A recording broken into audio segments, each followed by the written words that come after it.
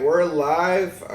You can see the countdown timer on the screen, and that's when we're going to start. But you can feel free to ask questions ahead of time, and we're going to also go ahead and get some. We're going to go ahead and get some audio checks here in a few minutes as well. So if you want to help us with that, that's awesome. And I'm also going to get situated to actually see your questions. So all those things are going to happen.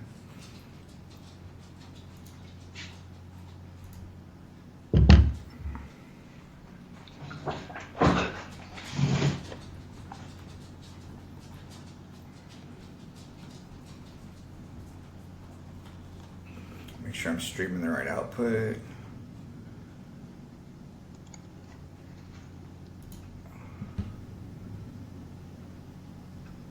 Yep. Yeah, so go ahead and type your questions ahead of time. Like I said, you see a countdown for when we're actually going to start. That's what you're supposed to see. Your set is not broken. Do not adjust. Actually, I should probably open this over the...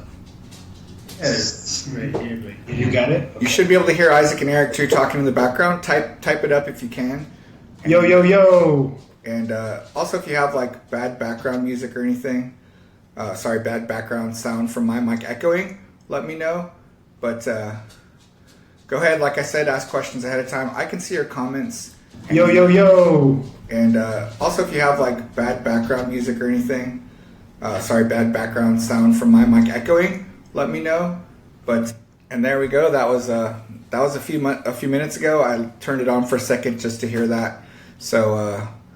That's cool. Isaac, you came through fine, I think, and I think we'll be good this time. So 9 minutes, ask questions ahead of time. Our audio sounds good. We have a better screen than this countdown screen once we go live, but we're glad you're here to join us.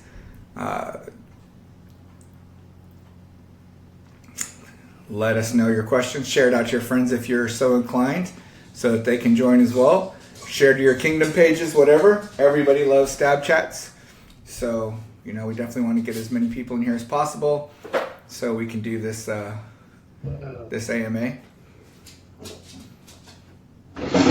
Yeah, me and Xion over here are sharing a expensive looking beer that one we got. So give me a sec to pour, and then maybe, if questions are a little slow coming in, maybe we could just shoot the shit. Oh yeah, if we're gonna have some beverages, I can go handle that business as well. Yes, sir. Yes, sir.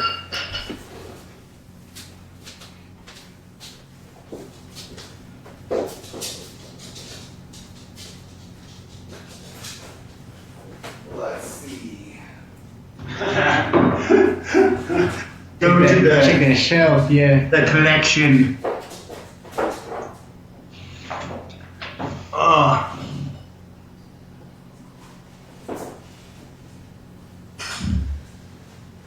We'll cheers together.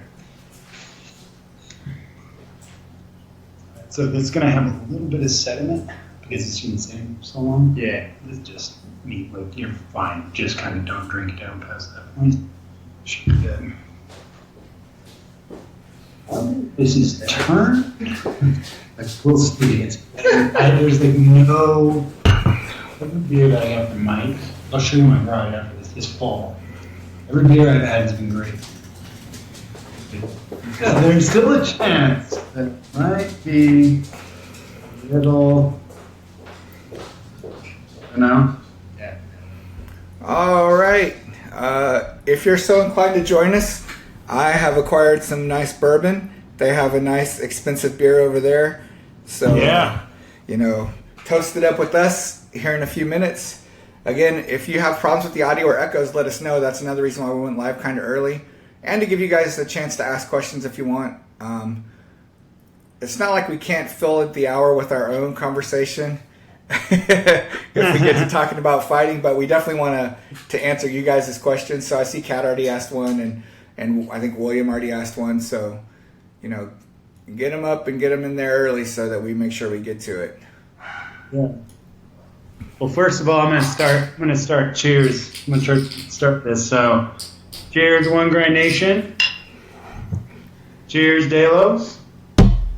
Brother. Cheers to you, my friend. Ah. Ooh, yeah, no, that hasn't burned. Probably I shouldn't say so surprised on the stream. Surprise. Yeah. So what's going on, man? What's going on? How's practice been? Practice has been good. I saw your video on pressure. No, I've been good. Yeah, the pressure thing is good. Like I've been trying it's something that kind of dawned on me when I was teaching Noah some stuff about changing things up. You know, you don't really give names to these concepts until you have to explain it to someone. It's just something you kind of passively know and do. Right. So I thought pressure was a good way to describe, you know, really making someone feel not good about where their situation is, to induce them to do something that you want them to do, so you can get the reality that you want for another situation, right? So that's kind of where I just came up with pressure as the right term for it. I mean, it is kind of a fancy way to describe using footwork to get what you want, but it's kind of beyond that, right? Because you can move and not kind of imply that you're going to do something, but you can also move in such a way that makes an implication that, hey, I'm going to hit you in that shoulder, I'm going to hit you in that hip. You definitely need to do something about it. You know, I think passively, I think that's what a lot of Eric's level changing is about. Xion, he level changes all the time, and I think a lot of that is that threat that, hey, I'm going to hit you in your hip. You know I can hit it. I hit everyone there. Right. And then he can work off of that. So, you know. Yeah. Two aspects of that video that I really liked, and I was like, I think are probably the key aspects of that video are focusing on using that concept defensively, like you said. You very much, you know, explained the aggressive side of it, and then you use the defensive side of it, you know, and that kind of like harkens back to your video about shifting, right, to a certain like quadrant that you know you can threaten. And I really liked what you said, and I think this is really the key of it all, is like turning it over, constantly turning the situation over on your opponent, constantly striving for control, you know, constantly striving for an advantage, and being able to be fluid enough to recognize those opportunities, both offensively and defensively, which is just comes down to good fighting, right? If you're controlling everything, the offense, the defense, the forward, the back, the side, it really stops being, you know, okay, now we're fighting in this certain way or that certain way. It's just good fighting all around. You know what I mean? Yeah, for sure. And I'm glad that you got that out of that concept. Hopefully everyone did, because that's kind of what I was striving for. You know, it's something like, I love you guys. I love that you guys do the shot of the week. Then I can kind of focus on, you know, more kind of overall concepts and backgrounds and principles, and I plan to build from you guys a shot of the week and talk about, you know, as we get more in sync and as we go along. And I'm talking about me here. You guys are doing an awesome job with shot of the week. And I can really just use that to springboard into a principle or a concept, because I want to try to do at least one every other week. You know, we don't want to necessarily just give people so much information that they don't have time to process and practice. But right. But yeah, it's kind of a fine line. But the shot of the week stuff is awesome, especially when you trick the big wheel into doing it 2 weeks in a row. just talk quickly, and Charles won't catch on. I don't know if he's realized that happened yet or not, but Shh. Let's see how long it takes him. Yeah. Let's get to some questions here. The first one, actually, I'm going to go to Kat's question first, and then we can go to Williams. Again, guys, thank you, everyone. Welcome to the stream. Welcome to this Ask Us Anything. But this one from Kat recognizes something cool, and she asked, you know, one of us has received a Master Griffin, and, you know, how do you feel? And that's Xion, of course. Congratulations, Xion. Thank you. How many? And I think you kind of got it in hand with winning the last tournament, which makes 16 Yeah. now in the kingdom, Yeah. more than anyone's ever won in the kingdom of Dragonspine. So, which is in and of itself quite a fucking feat.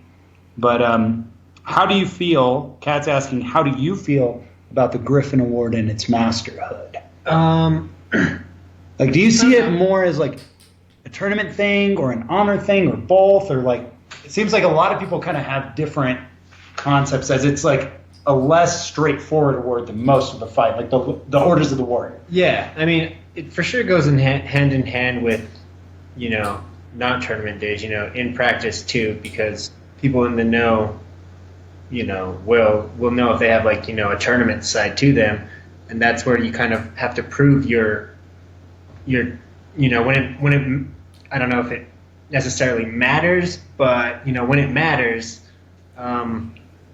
that's when you kind of have to prove if you actually are going to go the extra mile to clean up. When it's for the belt. Yeah, exactly.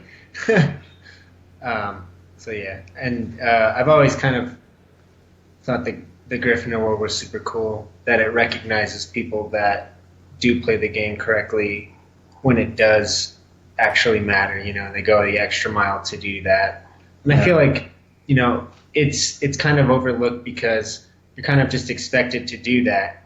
You know, even people that do it in tournaments, they're not going to get their Griffins anyway. You know, it's not like necessarily a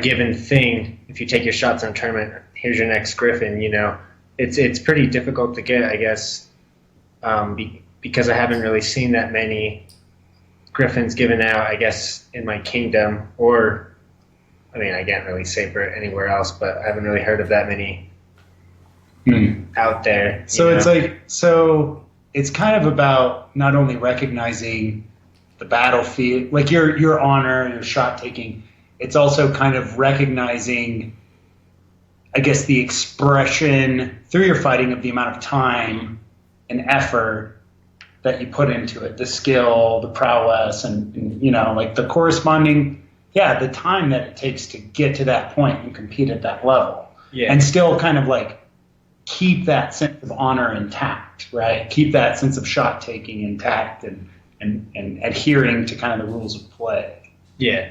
Yeah. That's exactly. That's cool. Yeah, definitely. And I think it does, like, I think what's cool about the Griffin, the Master Griffin that you got, in my eyes, is, you know, when tournament season came up, and this was the first time that we did a Warlords sports style tournament. So we had how many brackets? We had 6, 5 of which, it was 6. Yeah. Oh yeah. Because it was single, right. Florentine, sword and board, open.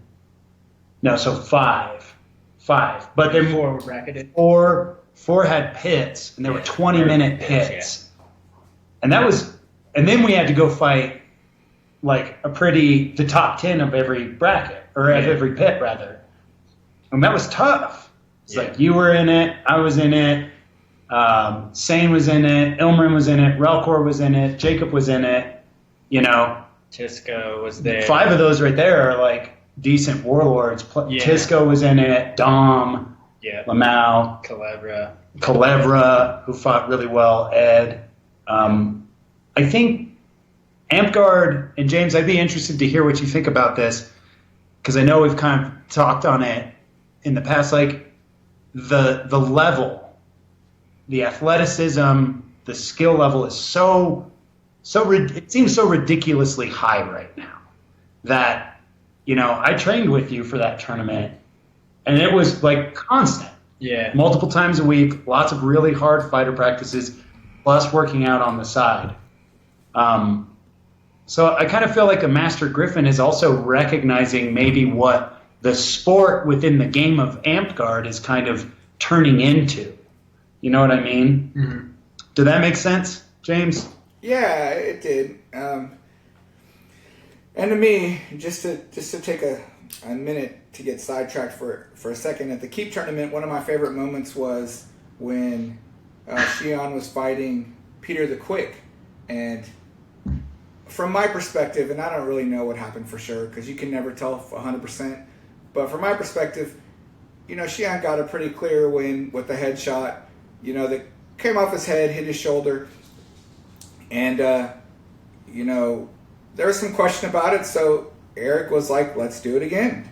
I don't want to win that way, and it's not like this was the first round or anything like that. This was when we were getting into the money time, and placements were in contention. And The instead championship rounds. yeah, exactly. And instead of going, "No, I won that fight, I'm out of here," which I wouldn't have held it against him, and a lot of people would have done. He went to that place, what I call the 11%, but whatever it is, and he said, "Let's do it again." I don't want to win that way. I want to win where it's clear that I won, and he did end up winning, which was really good as well. But to me, that speaks to what a Master Griffin is, and I'm certainly proud to be associated with Eric and that he has that Master Griffin, because I think that's a pretty meaningful award, one that maybe gets overlooked some, but that was good. But yeah, it does represent the work that people are putting into and the sports side of it, and being a good sportsman. You can be clean and still be a bad sportsman, if that makes sense. You can fight clean and still be like, a poor winner or something like that, and don't give respect to your opponents. All those kind of things I think wouldn't be indicative of a Master Griffin. And instead, when you illustrate that good sportsmanship and you provide that example of what, in my opinion, a sword knight should be, then I think that's good. And I think that's exactly what, certainly we here from OGN want to see, and hopefully the game in general kind of shifts to. That's my opinion of it. And it's cool. And then I'll say this one last thing, and then we'll move on. What's cool about it all is Xion is still at the damn park every weekend, every Sunday up here in Santa Fe, New Mexico, Wormspire. He's prime minister of our park right now, our little shire. He's out there, in a battle game, playing a monster, helping the young ones come up. You know what I mean? And that shit's not, let's be honest, what is the most fun part of our game to us. It's still out there. Still keeping the game as a whole, that dream alive. Putting in the time, paying the dues. I got a lot of respect for that. Yeah. Bringing people up. And acknowledging the other parts of Amtgard, that are, the arts and sciences and the battle games and all that. It may not be the best thing in the world. I know it's definitely not my most favorite thing in the world, but I don't know. I think that's just really admirable. Very admirable. Yeah. Hey, no problem, bud. All right, let's go back to Williams. Dalos, what's your favorite stab to throw? My favorite stab to throw is a combination stab where you throw board side for your open to get them to move their board. This is righty versus righty. You throw board side, like I said, to get them to open, move their board a little to the right, and then you come around and stab around your neck into the pocket of their shoulder.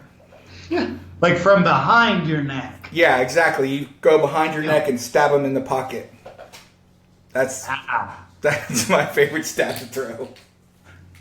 My God. All right. Xion, what's yours? Right now it's like a Florentine thing where you just basically have to get there, or you start right hand forward. I guess I would, and whatever. And then you have to just occupy their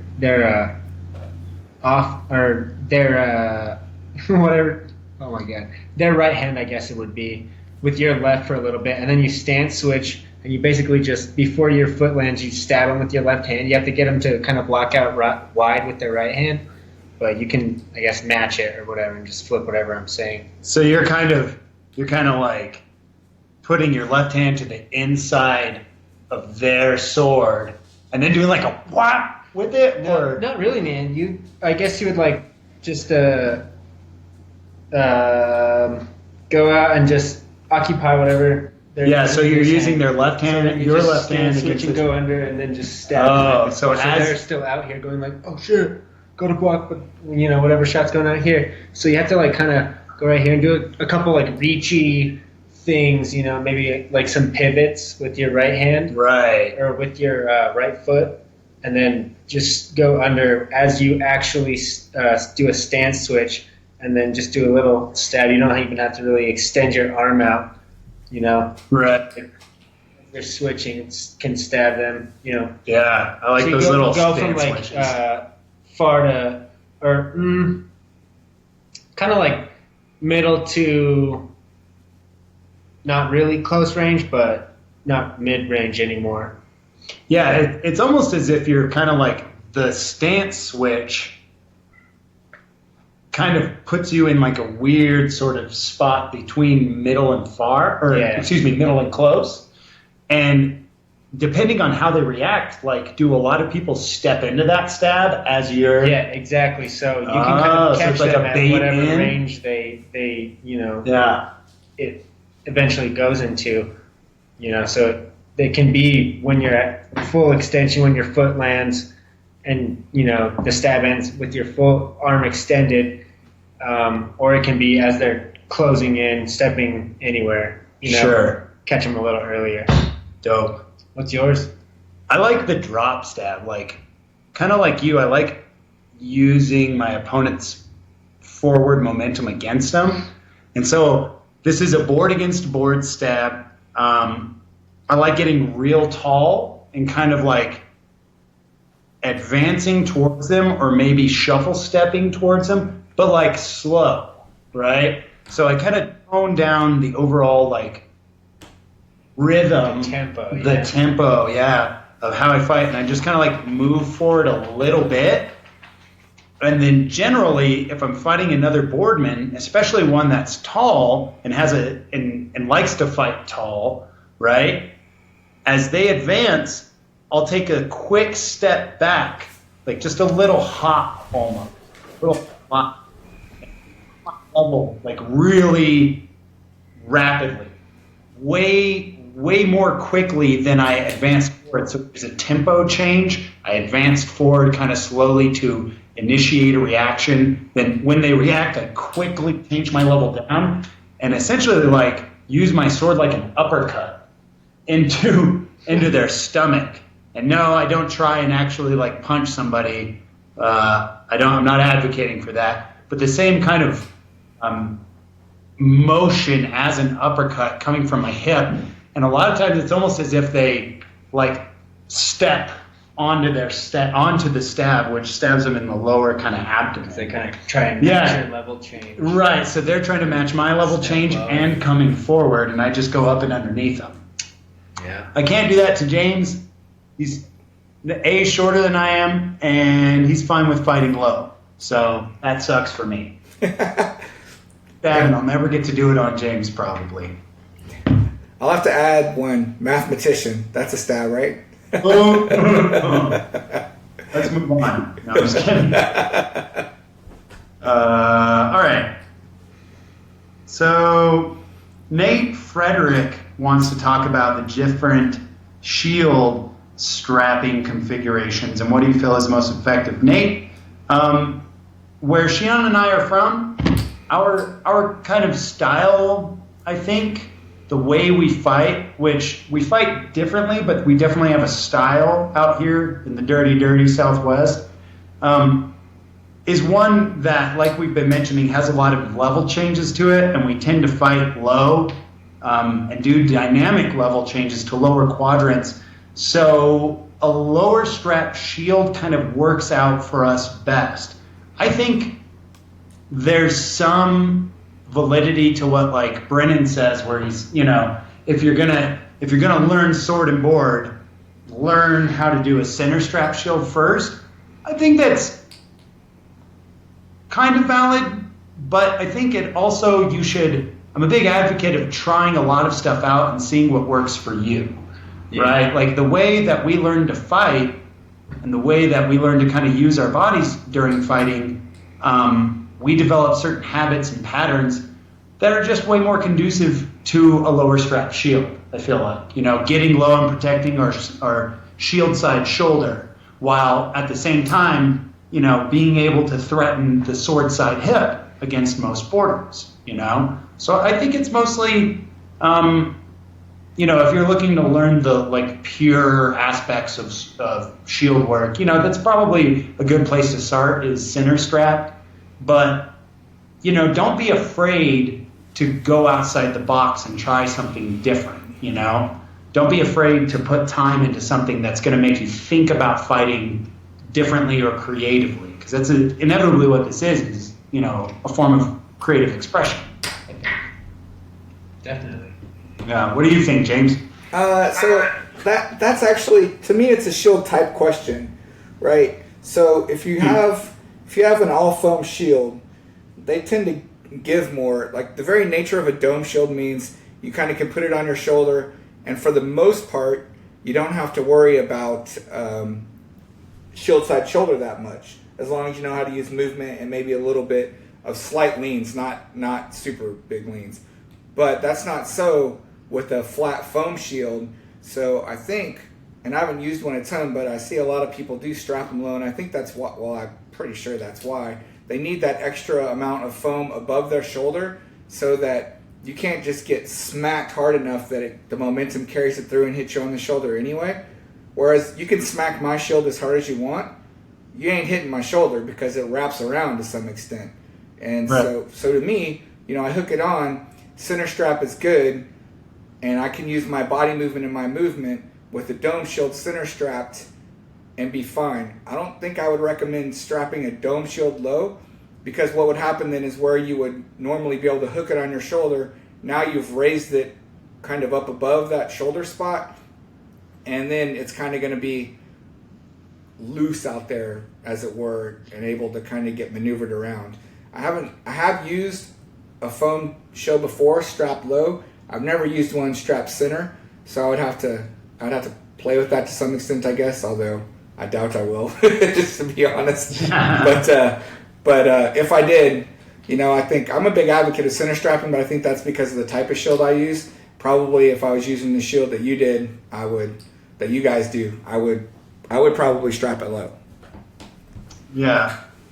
Yeah. There seems to be like a lot of variables, a lot of like stylistic and kind of like, yeah, like you said, shield kind of qualities that will modify that decision. Yeah. Every once in a while, I think about going to a center strapped. That's what I started out with. It was a center strapped foam shield, or maybe it was a toboggan. Yeah, it was a toboggan. Not like that, but when foam came around, I never went back. Yeah, don't do that, man. Don't get a sled shield. I don't want my life to be any harder. You can stay with that all foam shield, man. Awesome. We'll do it. I can do that for you. Did you have anything to add on that, Eric? No. Yeah. We talk about that a lot. Yeah, I'm all low. Yeah, for Yeah. Sure. All right. What do we got next? This is either Noah or Ismail, I think. Maybe Ben asking, how do you work on fight flow, not step, throw, step, stop, but working on fluidity like a drill or something? For me, I've just been doing a lot of shadow boxing lately. Eric and I were talking about various types of workouts we were doing before we started the call. And I've started to do a lot of like shadow boxing as my warm up to the workout. But I don't know. What do you guys do? I don't know. I mean, I don't really do anything to work on that, but I guess some things that I do are keep my hands busy while I'm like in the middle of in transition during fights, you know, Like staying real active. Yeah, exactly. Oh, right on. Yeah. You know, before and after, you know, the push is made, or you know, whatever you wanted to do is implemented. Just keeping them looking at what you want them to and doing their stuff is always something that I've said is a good idea. But yeah. Right. What do you do, Dalos? So, you know, we put a video out on this not that long ago, but we talked about the principles of flow and shot combinations that flow one into another. And to me, basically, you're looking at 2 or maybe 3 shots at the most that you would throw before you kind of want to reassess. And by that, I don't mean just standing there for seconds. I mean real quick and then jumping kind of back in. But you throw shots that work together. Shield side shoulder to sword side hip, for instance, or double shield side shoulder, or shield side shoulder dip sword side hip to ass wrap. Like those are the kind of things that you have to build combinations that allow you to flow one shot to another, and then when you go into a fight, have that combination planned out. At first, you're just going to have to trust your combo, right? Even if it's not the best thing for that situation necessarily, like you'll just have to learn at first to trust your decision and go, this is what I'm going to throw. Later, as you get used to making those decisions in the middle of combat, then you can go to, I have these 3 options I'm going to throw, and depending on what happens in between stage 1 and 2, I'm going to vary it, right? You can start adding those piece by piece, but you do have to get used to just flowing one to another and not like having to full reset every time, or taking too much time in between your first shot and your second shot if you're trying to flow. And then finally, take those combinations that work well together and pel them until the muscle memory is there, so that when you get in a real life foam combat situation, you will already be in a dark alley somewhere. Yeah, exactly. The in bar. a dark alley. The big wheel comes around the corner with 2 swords and a smile. Oh shit! Oh no! But anyway, you got to be ready. So it's just a matter of pelling them, and then working on that mental aspect and being ready to put your stuff together. And it boils down to both what I said about pelling and just practice in general. So at first, commit to that one combo and be like, I'm going to throw this combo, and be kind of stubborn about it. And don't really worry too much about winning or losing, because you're building a tool set. And then as you get more advanced, you'll be able to vary in between them into what you flow into. Yeah. That reminds me of something like, speaking of the big wheel, Sir Sane, we were talking about how people get good at fighting. First of all, we were talking about fighting because that's all we fucking do. But we were talking about like, how do people get good from a mental standpoint? And he brought up this idea that, essentially fighters are in Amtgard, especially because of the way that we learn to fight, are really, really good at backwards engineering, right? So I think that kind of rings true to what you said, where if you're stubborn and if you're like, okay, I'm going to make this work, I'm going to make this combination successful, staying to your guns there, forced with a problem that you have to kind of backwards engineer. Well, how do I get to that point? And you're going to lose a couple times, but from each of those losses and failures, you can then take information and kind of put it into your problem-solving process, So that's pretty cool to me. Yeah. If that made any sense. Yeah, This is really to me what Sane said the other night. It kind of stuck in my craw. All right. So then we got Tisco's fishing for compliments. He wants to know of some top up-and-comers in the area. Maybe not in the area, but overall. I'm going to put one out there. Kira's been putting some shit together, and I think she still has some difficulty with maybe top-tier fighters that she's not that familiar with. But, like, her hands in Florentine and her kind of fight control was at SKBC was pretty fucking stellar. Like, she's really made some big leaps and bounds, I feel like. What do you think, Eric?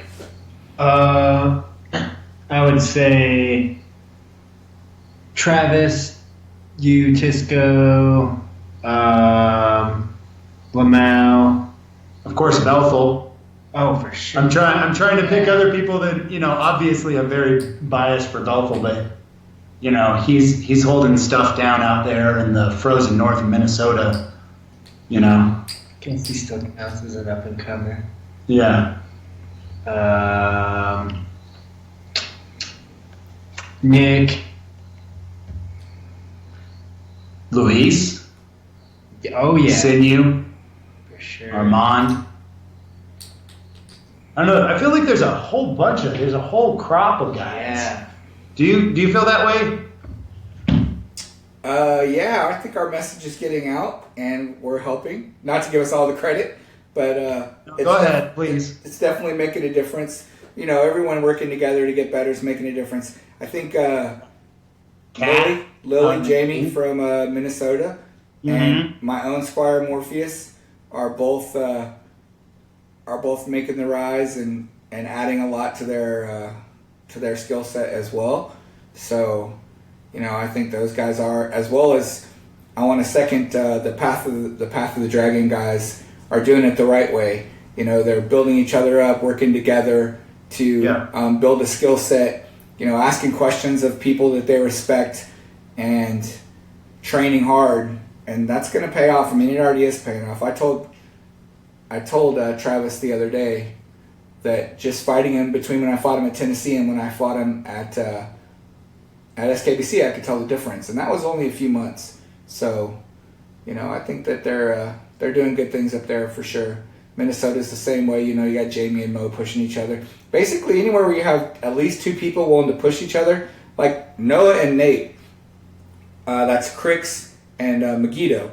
No one really thinks about them as up and comers because they've played the game for so long. But fighting wise, they're just kind of starting to get to that point where they're turning the corner on getting good.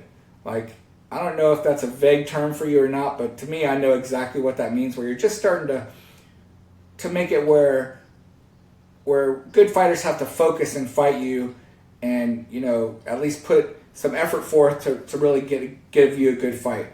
And I think they're both also actually as well getting to that point. Like Noah surprises people. I love to watch him when they don't know that he's been training hard. And then he just strokes them up, and they're like, "What the hell happened? Where did this guy come from?" It's kind of one of my favorite things to see. So, yeah, I think that's probably about my list. But there's more. I mean, they're all over the place out there. People are definitely training hard and getting better rapidly.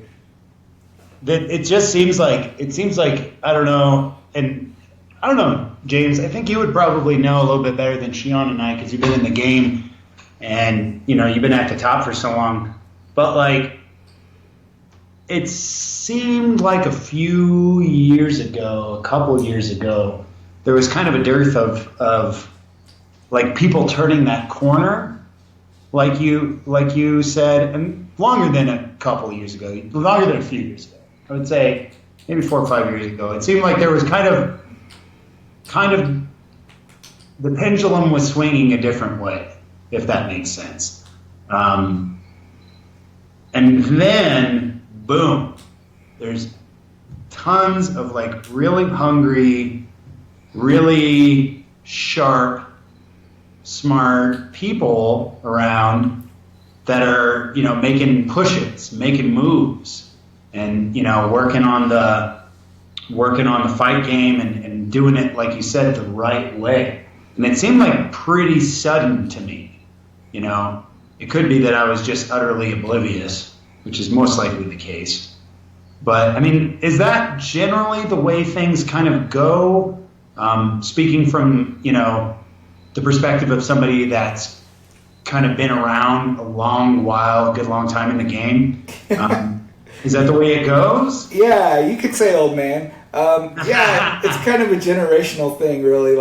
I think, the early really good fighters had a certain kind of skill set, and it wasn't really focused on as much as developing other people. It was a little bit kind of internal to your company. And we've kind of talked about this before, so I'm not going to take a ton of time about going over it again, but we're getting to a point here. My maybe immediate predecessors started spreading the word a little more, and SKBC kind of started, although I wasn't on the beginning of that, and it started getting out there to really help people. And then I think like your generation really solidified for people that, look, these guys made the turn. Like, they're people that they knew when they were younger, right? Like, when I say I started playing in '89 and people tell me I was 4, well, they didn't know me then. You know, they weren't even playing the game then. But these people that are like really making the push now, these younger people that are making the push now, they knew who you guys were. They saw you in the struggle, and they saw that you can do it. You know, because it was more public of a struggle than it was back in my time when there wasn't as much internet and as much video and kind of people tracking people going around. But now, like, people see when people make the turn, you know, like, you know, Glenn recently made the turn, Raven, Adam, you know, getting his sword belt pretty soon, getting his warlord, you know, like, they see those people make the turn like, oh, well, I knew him when he wasn't that good, like, I can do this, you know. Whereas when you talk about people that looked up to Harry and I, they're like, well, those guys are old. They didn't even play the game when they started getting good. So I think that it's just kind of that thing where people can gather motivation from people that they knew and that are not only good examples, but are willing to help them to reach that next level. Truly, yeah. Truly. Let me see here. What else do we got? What else do we got? Somebody wanted to know. Who wanted to know? What kingdoms have the best stick, individually as a whole? Texas, New Mexico. I know those aren't kingdoms, but regionally, that's where it is. Texas, New Mexico. Go anywhere in both those states, and you'll find good stick.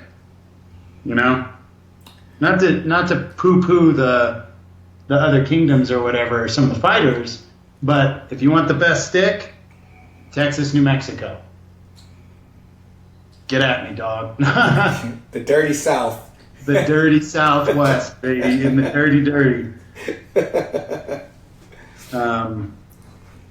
Then we have, how do you get past the mental block of this guy always beats me? What do you think, Eric? Eric's like, well, I just up and fucking beat him. No.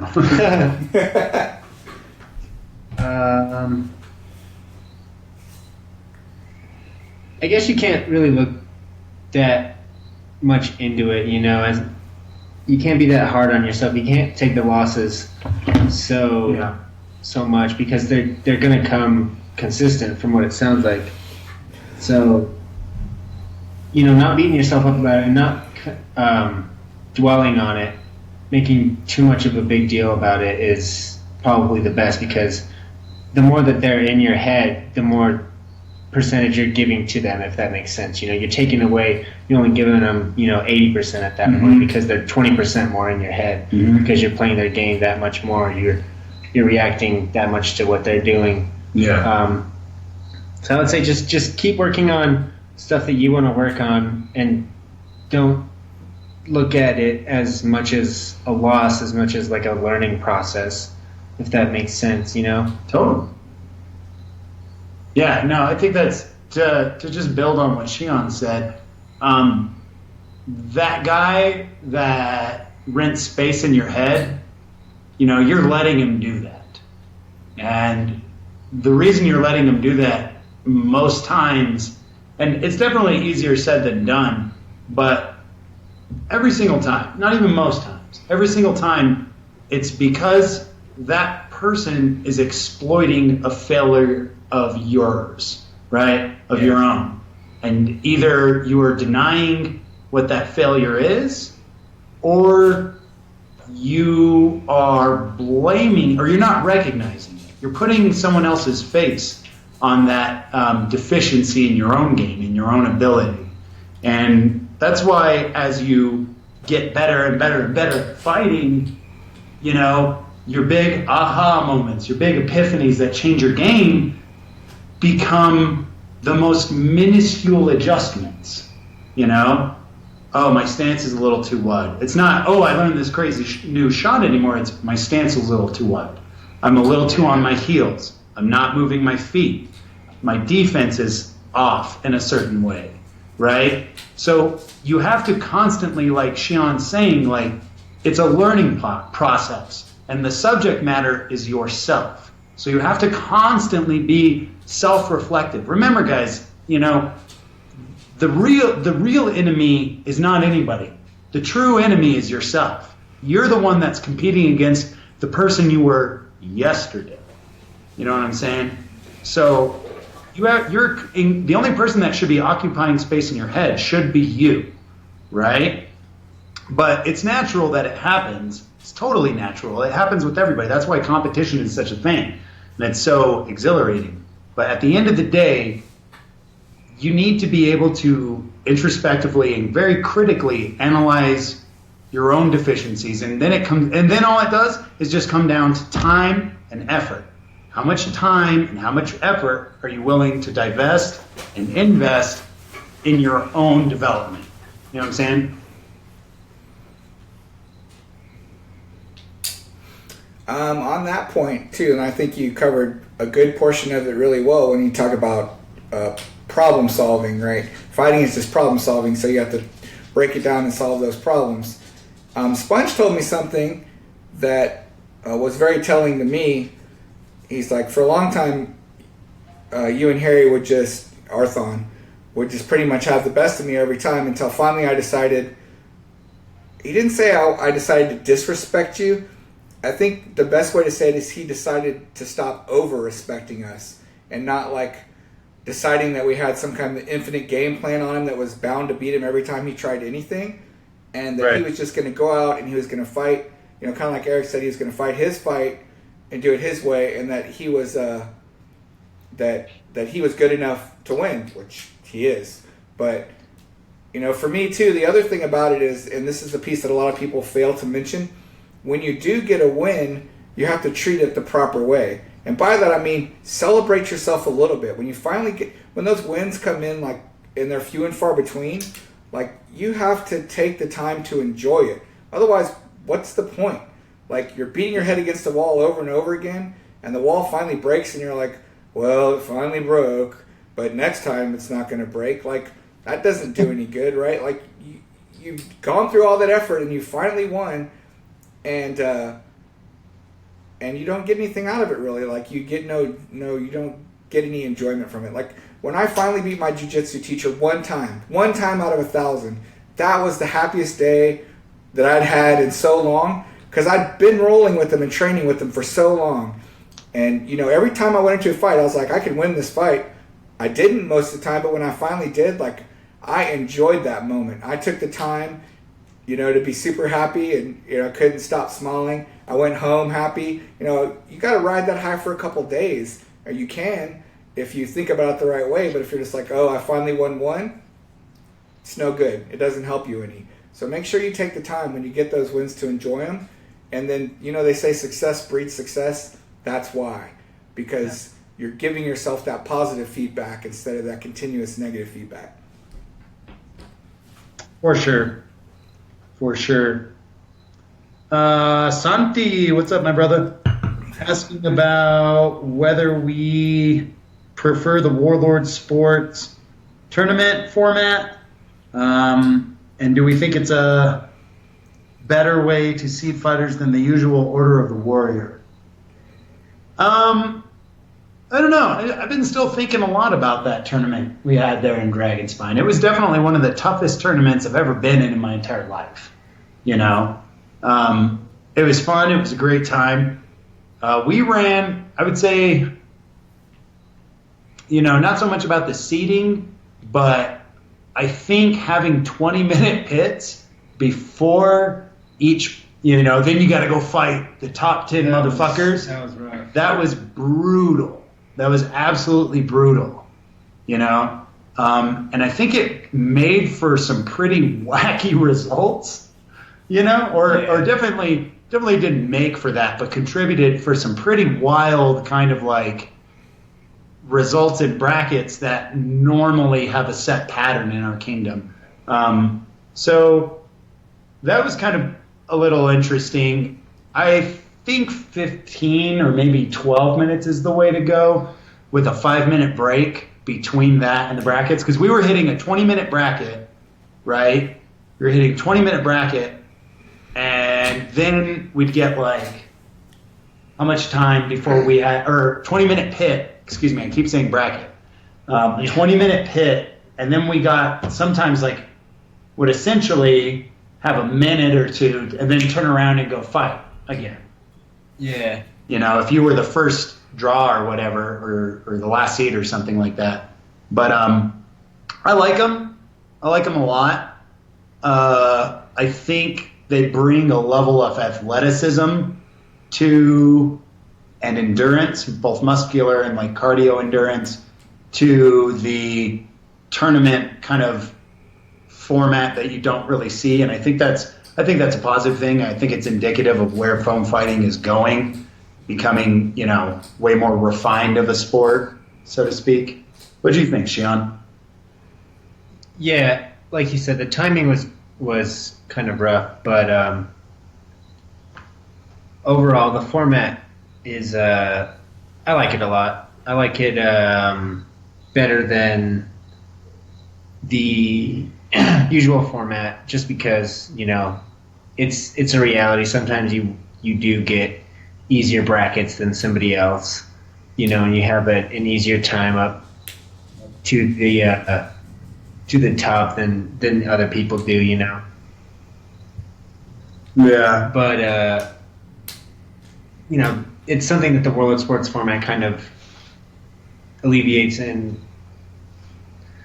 I guess, yeah, it does a good job of getting rid of that. But Yeah, kind of whoever is at the top, you'll see them in the bracket. Yeah, for sure. Have you been able to see one of those, James?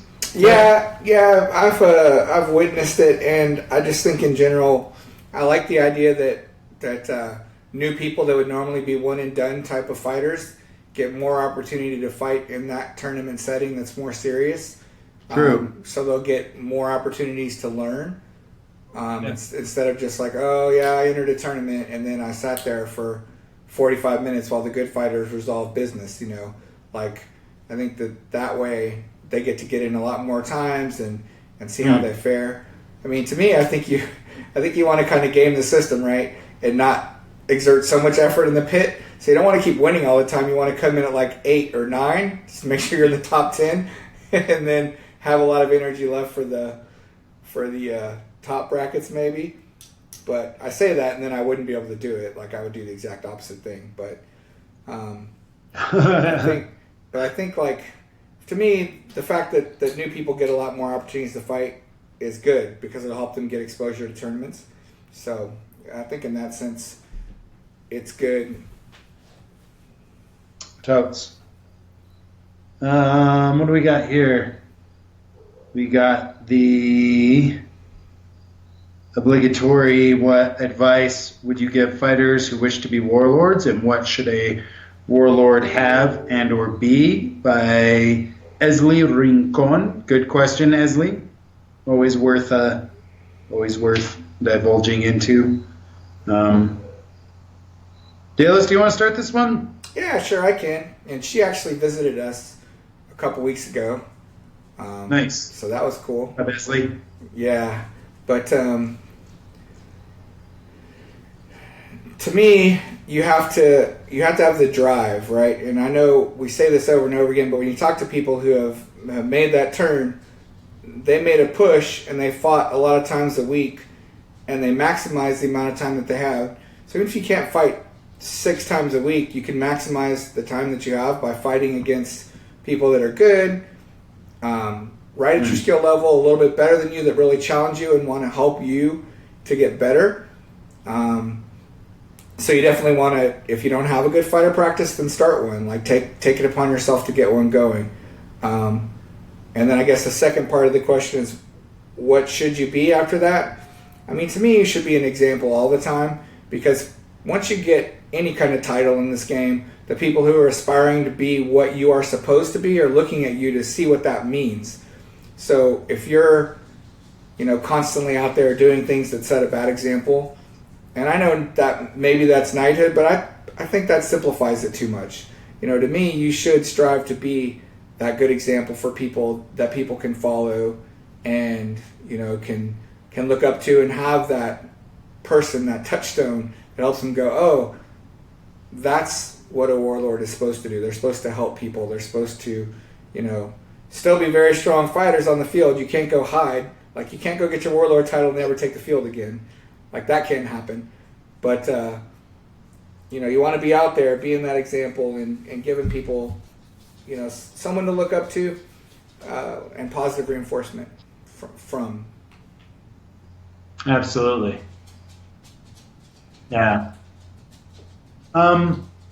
Yeah. What do you think, Xion? Should be and or be to be a warlord? I mean, you have to compare yourself on a national level. You have to, I guess, I don't know.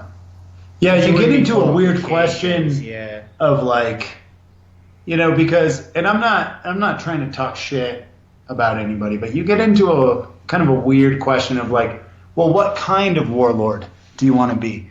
And whichever way you go, what James says, what Dalos says about being that touchstone, being that role model is completely applicable. But I think the way that Xion and I look at it is there's two types of warlords, right? There's the big fish in the small pond, and then there's the shark among sharks, right? Mm-hmm. And being, a big fish in a small pond means, maybe you're not the best fighter internationally, but you are the best fighter in your kingdom, maybe. And then you have the other type of warlord, which is, you are a international competitor. You're somebody who has trained enough and is good enough to go to any park in Amtgard on any given day and perform well. Absolutely. Which one, what do you feel like it takes to be a national warlord over kind of a big fish in a small pond? Kind of a local guy. Are you asking me? I think it's, in that case... Yeah, both you and Xion, I want to know. Okay, in that case, it's travel, right? Like, you don't know what the international scene is without hitting the international scene. So, I first want to stress that I don't think there's anything wrong with that local person. Like, to me, there's two different ladders, right? There's a ladder, well, there's probably more than that, but let's just focus on two right now. There's a ladder to get warlord, and there's a requirement for that. And if you meet those requirements, right, then you should be able to get your title. And to me, even that quality in the tournament thing is bothersome to me, because it's people's responsibility to make sure they get out to tournaments if they want to stop you. And if they don't bother to get out to tournaments, like, that shouldn't be a reflection on you, and you shouldn't be punished for it. In other words, someone shouldn't be able to stop you from getting something just by choosing not to attend, right? Like, to me, that's not a good thing. And someone has to set a standard too. So if you're the first in your kingdom, great, you're the first in your kingdom. You've set the standard. Now the next person is going to have to be better than that, and the next person will have to be better than that. But warlord should not be an international title. You'll find yourself on the international stage if you travel, and those people who compete on the international stage will fight you, and you'll quickly know where you are on that ladder. And that's a completely different ladder. If you want to ascend to the top of that ladder, that's a completely different work set. That's a completely different motivation and driver. It's a very different thing, because then you want to be that shark among sharks.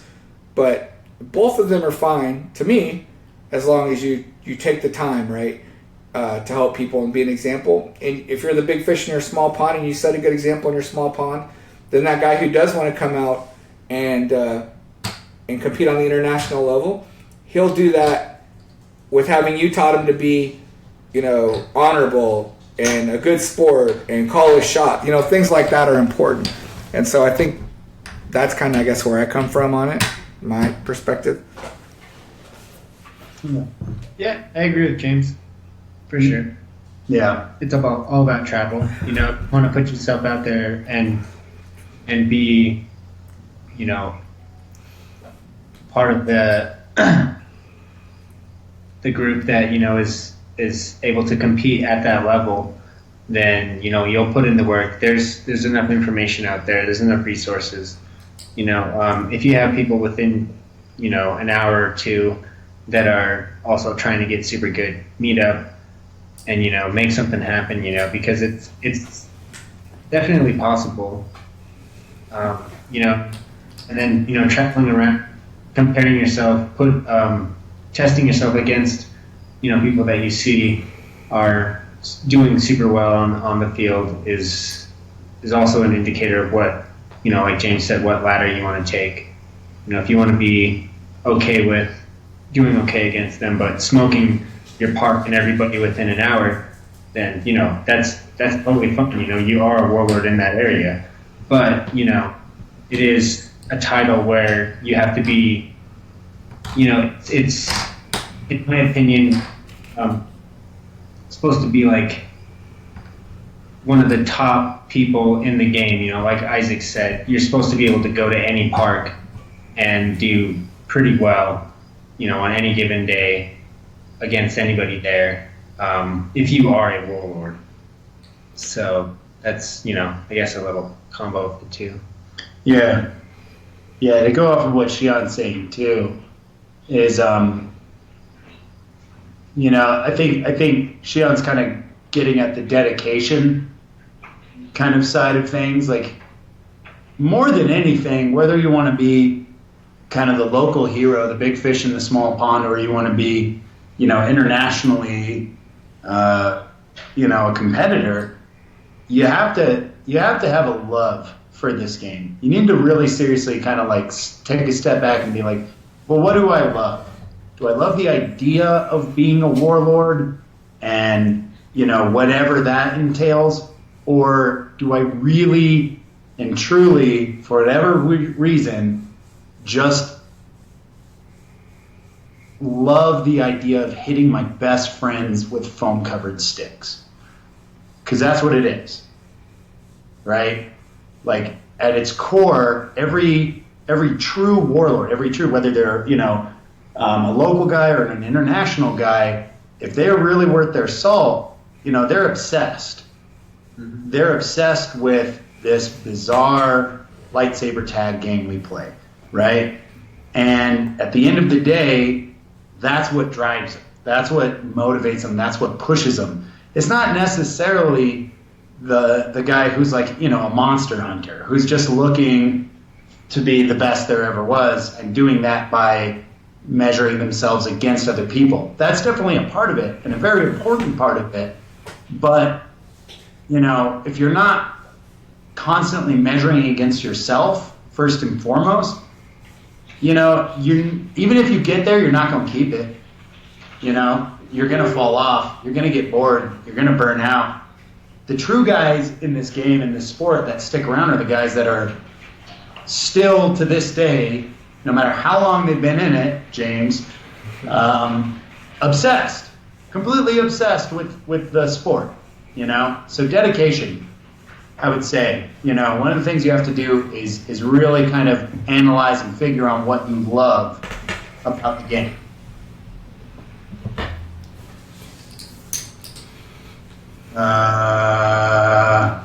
Let's see what we got. Is that the last question? I think that might have been the last one. That was a good question. Yeah. Are you seeing any more on your end, James? No, that was it. I don't think we missed any. Damn. Oh shit, if there's a bunch of background noise, I apologize. It's hailing like crazy over here in New Mexico. It's that green chili hail. It's that green chili, baby. It's ice cold. All right, well, I guess we'll close this thing out. It's been a little bit more than an hour. I want to say thank you, you know, first and foremost to Sir Dalos and Xion, you know, and then, of course, to the One Grind Nation, everyone that joined us. Hopefully, y'all got something and out of this. Maybe we'll do another one if you guys liked it, you know. And like James said at the top of the hour, you know, we definitely can just sit around and bullshit about fighting all day long, you know. Yeah. Definitely, but we want to make sure that, you know, if we're going to do this, maybe somebody that has a question can learn from it, you know. Can get something that's going to help them or motivate them. And you know, it motivates us when you guys, to see all you guys grinding out there. It definitely motivates us. So keep on that grind, everybody. All right.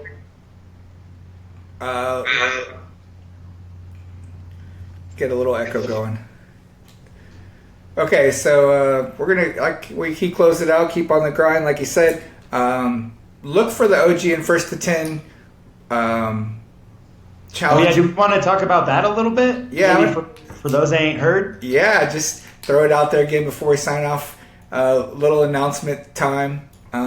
So the OG and first to 10 challenge. Go to onegrindnation.com. You can sign up. Also, if you go to onegrindnation.com, you will find all of our streamed videos, and any video that we post on the One Grind Nation page will be there. The organization is not quite as good as we're going to get it, but you can at least find them there, especially the most recent stuff. Fighter bios are there as well. They're going to get detailed out a little bit more. And there is a merch section, so when we do have merchandise for sale, there'll be a link there. You know, we try not to be selling shirts like every other week or anything like that, because that's not what we're about. But we do want to put some cool stuff out there for you guys to be able to wear if you want to. So that's going on as well. But yeah, go to onegrindnation.com. And then coming up in just a few short months, actually, as Paul mentioned in the chat, we're going out to Canada, and we're going to join them for their event called Omens. I'll post about it again. I posted about it before, but it should be a really good time in Canada. I'm looking forward to it quite a bit. They put Indian tacos on the feast. Ooh! Yeah.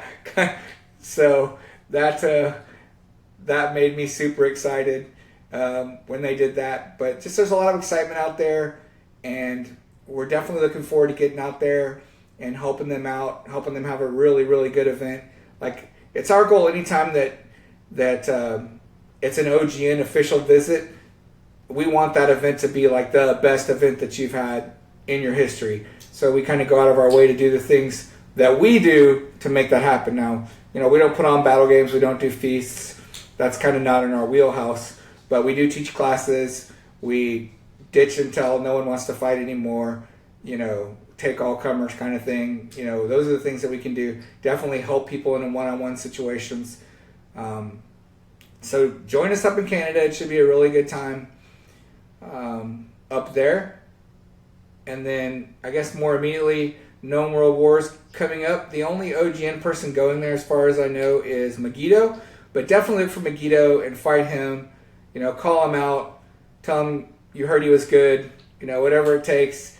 Just get to mix it up with him some.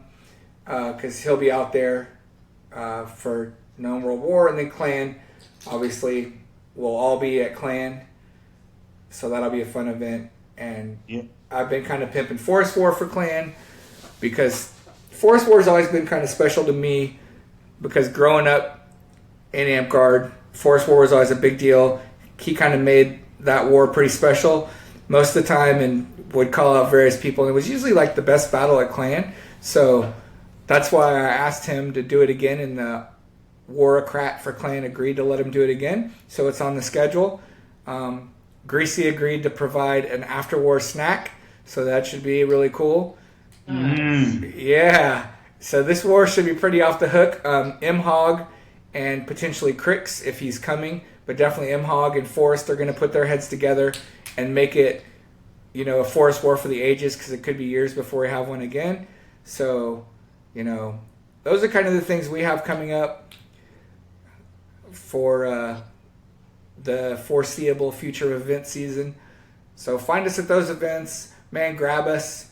Take pictures with us. We definitely want to see you guys, especially if you're sporting your OGN shirts. we'll definitely want to pose for pictures with you guys with your OGN shirts on.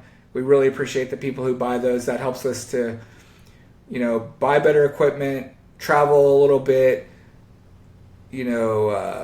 pay for subscriptions to software and things like that we use to make like this stream possible.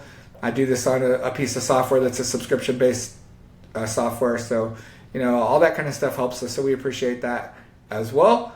So definitely join us at one of those things, and like I said, find us, man. We'll be glad to take pictures with you, whatever, kiss babies, well, whatever you need. You know what I'm saying? So glad hand anybody. Yeah, exactly. Exactly. Right on. So I believe we'll see you from Santa Fe on Thursday. They'll be streaming. We're actually going to Vegas. The Torches are going to Vegas on a Thursday ourselves, so we won't be back on until Monday night. But we'll see you guys again Monday night. Join us then live. And otherwise, that's all I have. That's announcement hour, or 10 minutes or whatever. Cool. All right. Stay on the grind, everybody. Peace. Yeah. Stay on the ground. Peace.